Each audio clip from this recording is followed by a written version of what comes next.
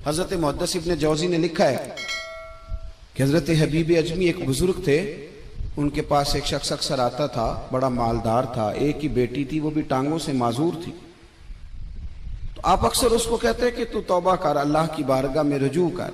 एक वक्त ऐसा आता है कि फिर इंसान का जब कोई अपना नहीं रहता फिर उसे मुसल्ला याद आता है, लेकिन अगर मुसल्ले की आदत बचपन से पड़ जाए ना तो फिर जरा आसान होता है अल्लाह से दिल लगाना।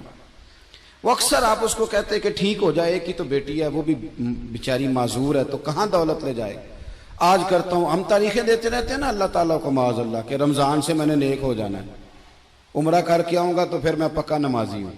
खुदा के बंदो, किसने तुझे बताया कि रमजान तक तू जिंदा रहेगा?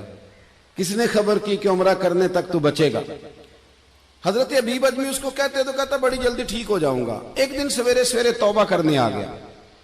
आपने फरमाया क्या हुआ? तो कहने लगा हजरत जी कल एक 15 साल का नौजवान मिला है और मुझे तौबा करा गया। मजा ही इस उम्र में अल्लाह अल्लाह करने का। नबी करीम से मोहब्बत भी करनी हो तो यही उम्र है। इश्क लगा सी खेडा खेड दी नूं ते फिर मैनू खेडा भुल गईयां। कज्जल पाया सी मैं यार दे वेखणे नूं, फिर ओदी याद विच रोंदियां ही डुल गईयां। हैदर शाह इस गली कदे न रुलदी, पर हुण ते रुल गईयां। जिन लोगों ने अबू जाल को कत्ल किया था उनकी उम्र भी 15 साल थी। हम तो बड़े नहीं ना होते सारी जिंदगी, ना हमें को बड़ा होने देता है, हम बड़े ही नहीं होते। यही तो उम्र है कुछ कर गुजरने की। 15 साल का नौजवान तौबा करा गया। तो हजरत हबीब अजमी कहने लगे वो कैसे? कहने लगा हजरत जी मैं कल मंडी गया था, मुझे कुछ सामान खरीदना था, तो बगदाद के बाजार से मैंने मछली खरीद ली 10 किलो, बाकी भी सामान तब खुद ले जा नहीं सकता था। तो मजदूर आपको पता है बेचारे आज भी सड़कों पे बैठे हैं। तो मजदूर बैठे थे तो उनमें एक नौजवान 14-15 साल का, चेहरे पे बड़ी रोशनी। मैंने उसको कहा बेटे मजदूरी करोगे? कहने लगा हुजूर मजदूरी भी करता हूँ, पढ़ाई भी करता हूँ, और जो अल्लाह को मंजूर हो उसकी इबादत भी करता हूँ। मैंने उसे कहा कि ये मेरा सामान है, फलान जगह पहुंचाना, क्या लोगे? कहने लगा 3 दिनार मजदूरी। सौदा तय हो गया, उसने सामान उठा लिया। कहते हैं रास्ते में जोहर का वक्त हो गया। कहने लगा चचा अगर इजाजत दो तो नमाज पढ़ लूं। 15 साल का जवान। कहते मैं रख के ना वहां सामान तो फट्टे पे बैठ गया, वो नमाज पढ़ने चला गया। बाकी लोग देर से आए, वो बच्चा जल्दी आ गया। मैंने कहा बेटे आप जल्दी आ गए? कहने लगे नफल छोड़ दिए, अब यही ना समझ लें कि काम चोर है, मैं बाद में पढ़ लूंगा। कहते हैं वो दोपहर का वक्त, रमजान भी नहीं था। मैं उस बच्चे को, नौजवान को घर ले गया और मैंने अपनी बीवी से कहा कि बड़ा नेक है, नमाजी है। और रास्ते में ये भी हुआ है कि मैंने उसे एक दफा कहा है कि ये मुझे थोड़ी देर के लिए दे दो, गर्मी बड़ी है, तुम्हें पसीना आ रहा है, मैं उठा लेता हूं। कहने लगा नहीं चचा मैं रिस्क हलाल खाता हूं, अगर आप उठाएंगे तो मैं 3 दिनार मजदूरी पूरी नहीं लूंगा, फिर पैसे कम करूंगा। मैंने तय किया है कि उठाऊंगा। तो कहते हैं मैंने अपनी बीवी को बताया तो बड़ी मुतासिर हुई। कहने लगी दोपहर का खाना पक गया, उसे को रोटी खा ले। रमजान भी नहीं था। कहते मैं बाहर निकला, उसको 3 दिनार थमाए। तो मैंने कहा बेटे एक बात मेरी मानोगे? कहने लगा बताइए। मैंने कहा खाना पकाए खा लो। कहने लगा मैं माफी चाहता हूं, मैंने रोजा रखा हुआ है। हुजूर ने हुक्म दिया, हुक्म, नबी करीम ने हुक्म दिया, बुखारी मुस्लिम की हदीस है।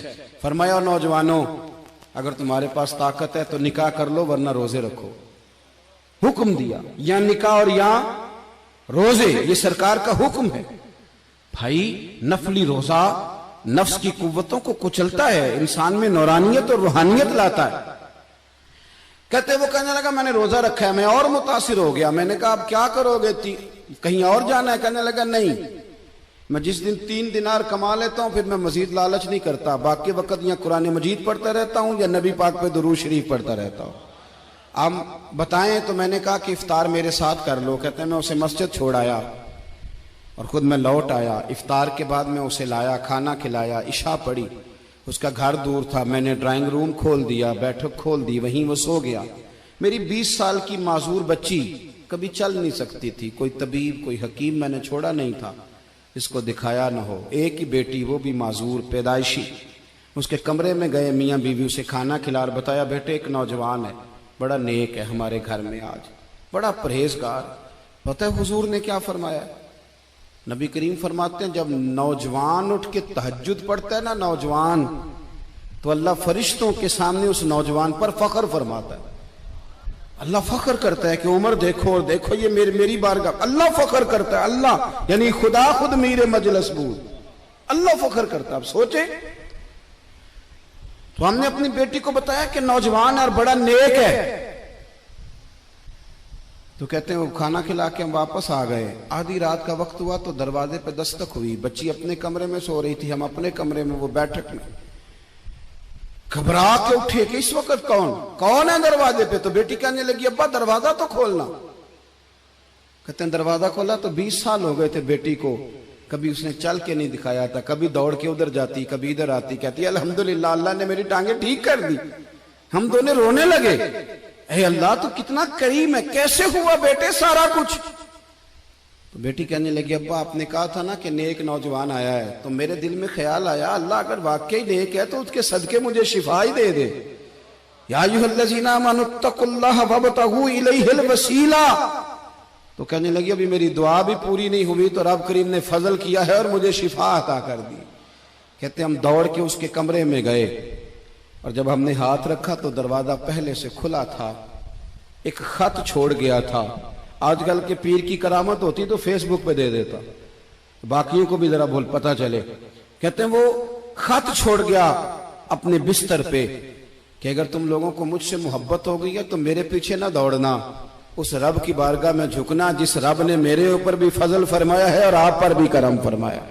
मेरे नौजवान दोस्तों, ये जो बचपना हमें लोग कहते हैं ना अभी बच्चे हो, अभी जब आप बालिग हो गए तो नमाज फर्ज हो गई, सच बोलना जरूरी हो गया, रिस्क हलाल खाना जरूरी हो गया, शरीयत सारी की सारी लागू हो गई। एक तो दरगुजर से काम नहीं, दूसरा अपनी जिंदगी के अंदर ख्वाहिशात को छोड़ें। सादा खाना तो वैसे ही इंसान को तंदुरुस्त रखता है।